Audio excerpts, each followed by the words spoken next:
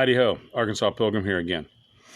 Well, I missed the opening part of the draft, second day of the draft, so I missed the part where I was chosen to be on Team Aquarius. And hey, go Team Aquarius.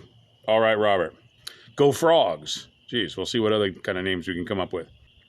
But I've got a bone to pick with you, Johnny boy. Yes, you. You said that you don't think I'm going to make a very good start. You think I'm going to be struggling. Well, let me tell you something, Johnny Redneck boy. Look behind me here. I've got my Back to Eden garden started. Got all the compost here.